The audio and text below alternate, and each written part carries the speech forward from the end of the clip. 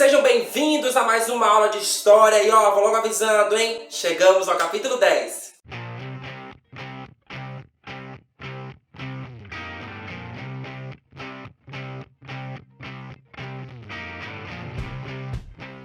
E no vídeo de hoje nós vamos falar sobre a evolução dos serviços públicos, na verdade destacando dois serviços que são essenciais para o bom funcionamento de uma cidade. Mas antes você tem que lembrar um pouco o que é essa tal prestação de serviço, essenciais para o bom desempenho de um bairro, de uma rua, de uma cidade, de um país de uma maneira geral. Então são serviços considerados essenciais, o que nos reforça a ideia de que sem eles não teremos esse bom funcionamento da cidade. Então agora que você relembra, que você entende o que é o serviço, essa prestação de serviço pode acontecer de duas formas. A primeira forma são os serviços públicos, aqueles que devem ser garantidos a toda a população. Não importa se é branco, se é negro, se é rico, se é pobre, se é criança, se é idoso, se é adulto, enfim, para todas as pessoas. Esses serviços têm que servir para todos. E é claro que a responsabilidade desses serviços é do governo, ou seja, do governo municipal, estadual e federal, os três juntos até de uma certa forma. Então, são aquelas atividades que são desenvolvidas dentro da cidade, do estado, do país, que são obrigação dos governantes. Por exemplo, coleta de lixo, que acontece diariamente na nossa cidade, ou talvez não aconteça em algumas cidades por aí, ou até mesmo aqui na cidade. Temos ainda saúde, que é um serviço público que deve atender a todo mundo, educação e um mais específico que é o de iluminação pública. Se eu foco aqui na cidade, por exemplo, não pensando no estado e nem no país, focando na nossa cidade, a iluminação pública ela é essencial. Por quê? Porque ela é o que vai nos dar certa segurança ao caminharmos pelas ruas à noite, porque é necessário ter uma iluminação para não ficarmos no escuro. Mas temos também a segunda forma, que é os serviços privados, aqueles que não são responsabilidade do governo e que a gente paga por esse serviço.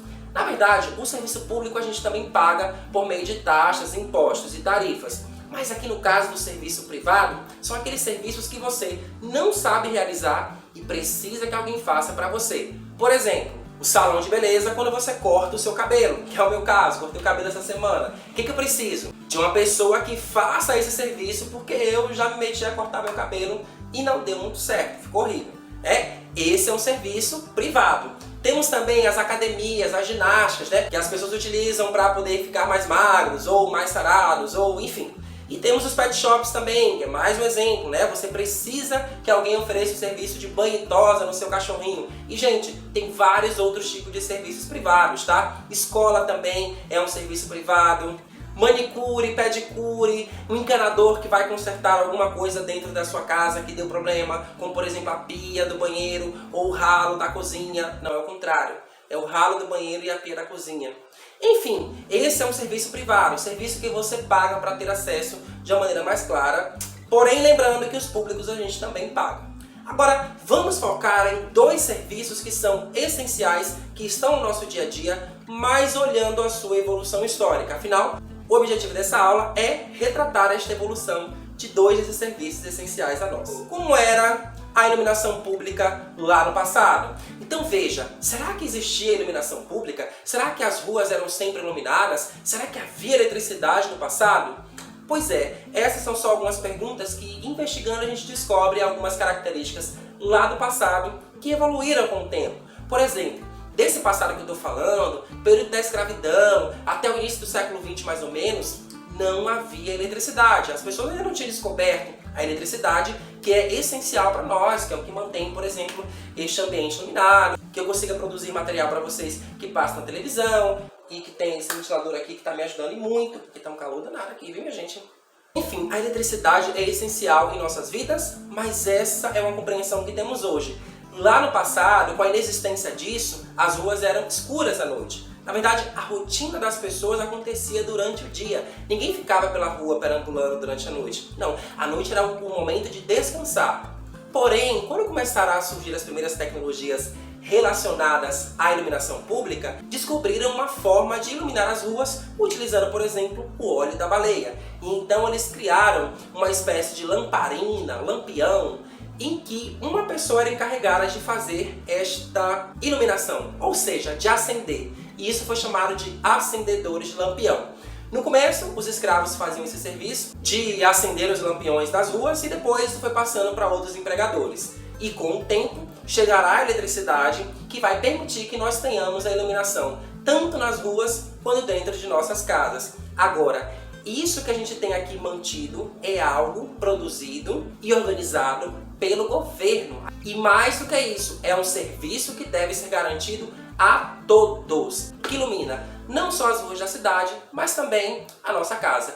Aí, essa utilização da energia que nós temos aqui dentro de casa, aí já é um serviço que a gente vai ter que pagar para a empresa e a companhia elétrica. E agora eu trago o segundo serviço, que é o de coleta de lixo. Esse que cotidianamente, diariamente, nós temos no nosso dia a dia. Temos os garis que fazem a limpeza das ruas e temos os caminhões que fazem a coleta desse lixo diariamente. Como eu disse, pelo menos aqui no meu bairro ele acontece diariamente. Agora, como será que era a coleta de lixo no passado? Será que utilizavam caminhões? Será que utilizavam algum tipo de transporte? Quem fazia essa coleta de lixo? Bom, minha gente, no passado as pessoas não estavam muito preocupadas com o lixo não e não sabiam muito bem como é que isso ficava organizado.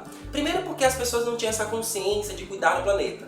Segundo porque ainda não existiam estações de tratamento de esgoto. O esgoto também não estava muito bem organizado no saneamento básico dos bairros e das cidades. Então, as pessoas não estavam preocupadas e não havia esse interesse de organizar. Como será que as pessoas faziam para descartar o seu lixo e os seus dejetos? Olhando para o período da escravidão no Brasil, não havia esse sistema de esgoto, este sistema sanitário, digamos assim, em que as pessoas tivessem um local para despejar os dejetos, por exemplo, no vaso sanitário. É isso mesmo, número 1 e número 2. Não havia o sistema de banheiros que interligam os esgotos pela cidade.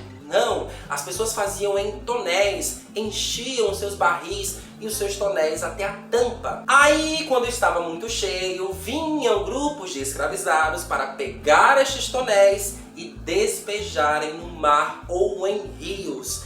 É verdade, esses escravos foram chamados de escravos tigres, porque vez ou outra os tonéis derramavam dejetos. Isso mesmo, número 1 e número 2, nos escravizados.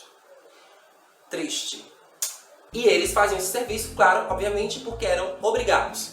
Com o tempo, as cidades vão se modernizando, a compreensão das pessoas também vai dando uma evoluída e então eles começam a fazer a coleta de lixo utilizando carroças. E aí isso começa a mudar um pouco de figura, chegando até os dias atuais, onde nós recolhemos o lixo, quer dizer, nós não.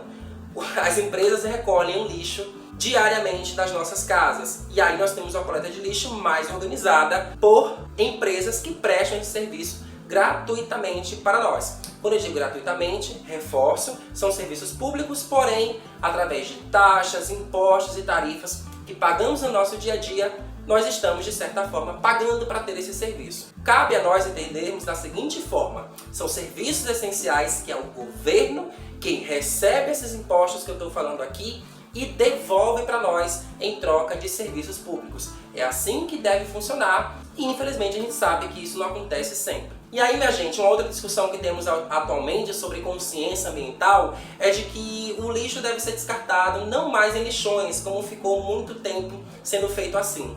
Atualmente, a compreensão das pessoas é de que devem criar aterros sanitários, onde ali vai ser descartado corretamente, onde será feita uma separação e então isso não agrida tanto o meio ambiente. É uma consciência que tem mudado e tem feito as pessoas repensarem a forma de descartar o lixo através desse sistema de serviço público.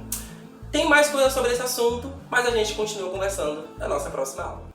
É isso, gente. Eu espero que você tenha gostado. Não esquece de deixar o like no canal e a gente se encontra para mais uma conversa sobre esse assunto na nossa próxima aula, tá certo?